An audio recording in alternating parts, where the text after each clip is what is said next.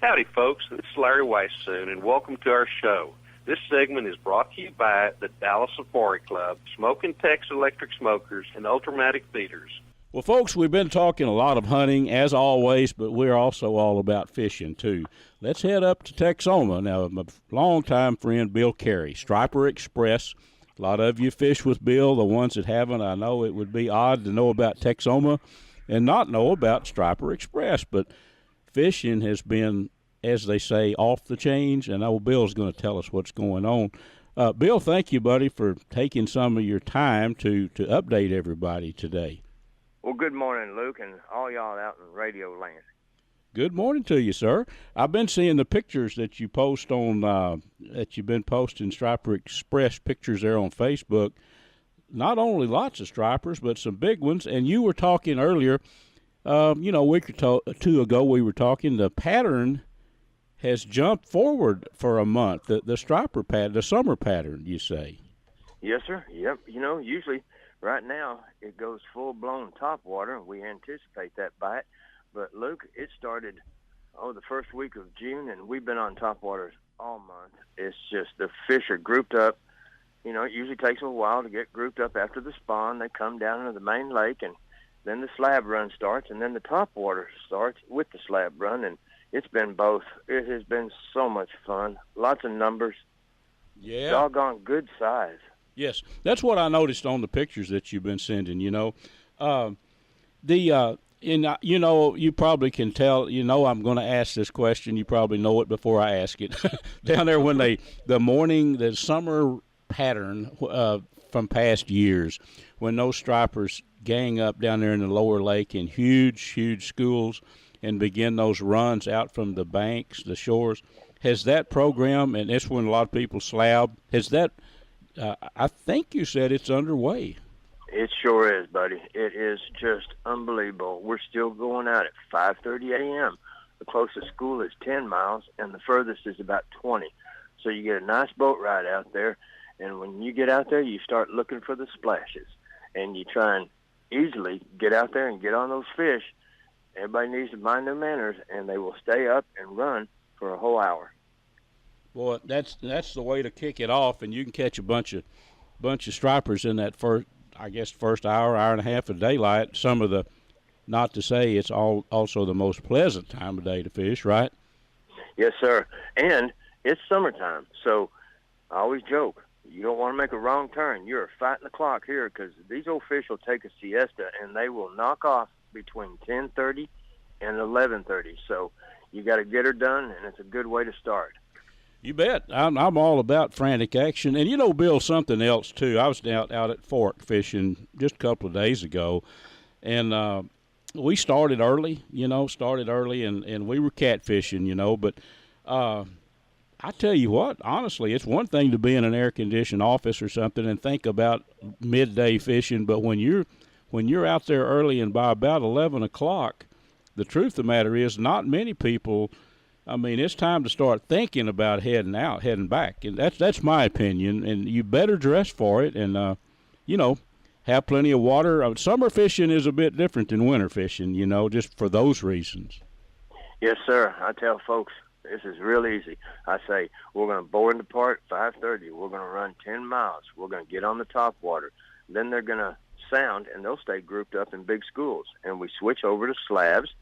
And we start ripping slabs. Folks, that's just dropping a lead spoon over the side of the boat, hit the bottom, and reel up fast, and the fish will just about set the hook themselves. It is so much fun. And then it's you'll be catching. And I tell people, and then you won't be.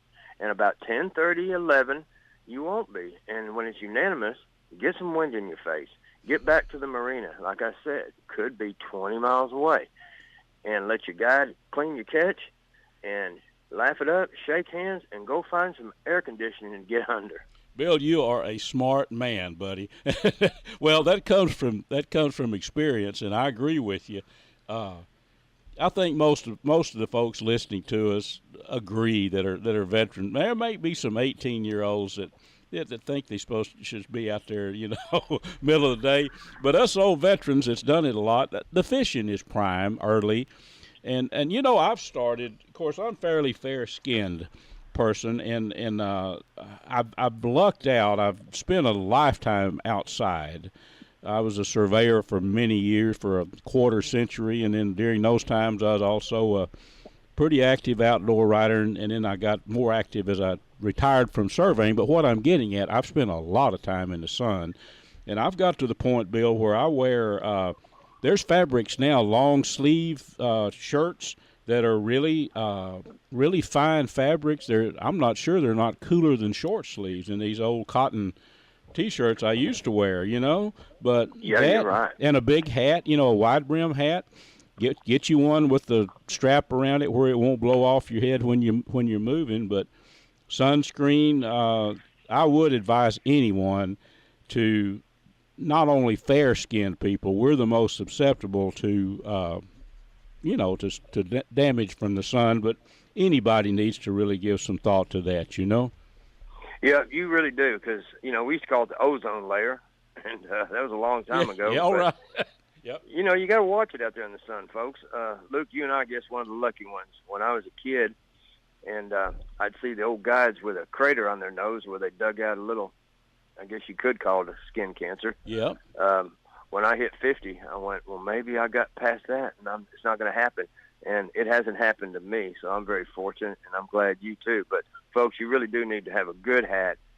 Like Luke said, they make UV-resistant shirts now. It's crazy, but wear a long-sleeve shirt if you can, light fabric, good cap. I wear a big three-inch brim hat. I call it my Buana hat. And I have a suicide strap like you're talking about. Mm-hmm, right. And it will blow off every once in a while, but that strap, you wear it around your neck, and it holds it pretty good. It does, and little things like that those of us that's fished forever know about. I mean, yeah, strap that you can't appreciate a strap around your hat enough unless you've been out there and had 10 or 15 hats blow off, which I used to be notorious about. We made many U-turns, turn around, trying to net the hat. Sometimes they're there, and sometimes they're not. You've netted a few of my caps, that's for dang sure. Well, Luke, these fish are just on fire. I just want to tell you all I can. Yep. Well, that's awesome, Bud. And this pattern, of course, it started 4 weeks earlier than it normally does. But this pattern, do you expect the early morning frantic bite to hold, Bill? Well, now is what we usually say is what we've been waiting for. Yeah. But it is happening, and, another thing, too, we're pulling these fish out of some deep water on these slabs. So, luckily, we have our fish. If you did your job and you got lucky, you've got your fish by the time you start catching these big fish. And what I'm saying is, we can't catch and release this time of year. It's too hard on these fish. Right, exactly. We let a 15.5-pounder go the other day, and she swam off, and about 30, 40 feet from the boat, she rolled up on her side. Yep. And so we went and got her, and we tried again, but they fight to the finish. These stripers will fight all the way to the boat, and, they'll even take a nip at you when you're unhooking them. Yep. I've always likened a striper to roosters, game roosters. They don't give up. They fight. I don't care if it's a 18-inch fish or a 18-pounder. They fight all the way to the boat, and that is a good point, Bill. Get your fish caught, and of course, Texoma is a natural stocking lake. I mean, they produce naturally there, and there's so many stripers. I have no qualms on baking with sweet basil and garlic and salt and pepper and butter, baking some fillets or blackening some. I love striper to eat, and most of your clients take the fish back, take them some fish back to eat. That's just the way it's done up at Texoma, Yes, sir. First time I filmed with Jimmy Houston, 30-something years ago, I said, these fish are here to harvest. And, we release all smallmouth and largemouth. Right. And Jimmy cackled, and he goes, release them. Here to harvest, huh? And I went, yes, sir. And he said, that sounds like an ESPN term if I've ever heard it. Yeah. Well, they're such good eating fish. And, we took a kind of a side note, took a trip up on the East Coast a few years ago, flew into Boston, and then drove all the way up to northern Maine. And those seaside restaurants up there, striper It's a commercial fish too. A lot of people don't know that, but they are, and they're not cheap. You go buy striper, have that on your menu. Well, you're going to fork over some bucks up there. But down here we've got them. All we have to do is just get out there and catch them, right, Bill? You betcha. You know, we've talked about it. It is the crappie is the walleye of the South, and you and I agree that the striper would be right between them. It's a white, flaky, mild meat. And, you know, people, we ask their expectations, how many fish you want to keep, and, you know, just take care of them, top them off with water when you freeze them, and they're good as anything when you pull them out. Love them. Absolutely love them. Well, folks, you can contact Bill and his team up there. StriperExpress.com is the website. Bill, what's the number for people? They're going to wind up talking to you anyway. They're going to need some information. How do they call you? All right, folks, you can call us, and either myself or MT will answer the phone, and that's my gal that makes me look good, and that number is 903-786-4477. That's 903-786-4477. Bill, thanks a lot, and either I'll get you back next week. I want to keep everybody tuned in on the stripers, or I'll give them a report from you, so we'll get updated next week. How about it? All right, sir. Y'all have a great day. We're going fishing. Folks, for the past 12 years, I have used my Smoking Texas electric smoker to cook literally hundreds of pounds of game meat and domestic meat. I've made sausage, jerky, cooked wild hog hams with them. They are absolutely awesome, and they're built to last.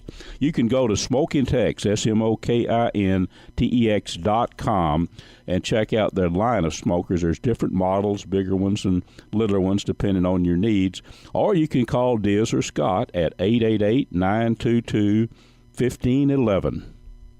Folks, I'd like to hook you up with Butcher Packer Supply. This company has everything you need for making jerky, sausage, curing meats at home, anything to do with home butchering. You can go online to Butcher-Packer, that's butcher-packer.com, and order everything that you need right there online. Folks, if you're looking to buy property at Lake Fork and the surrounding area, I want to hook you up with my friend Paul Tibbetts and his staff at Signature Properties. Your home is special, shouldn't your agent be? The folks at Signature Properties are specialists around the Lake Fork area. For more information, visit EastTexasLuxury.com. That's www.easttexasluxury.com, or call Paul and his staff at 903-383-3530. That's 903-383-3530.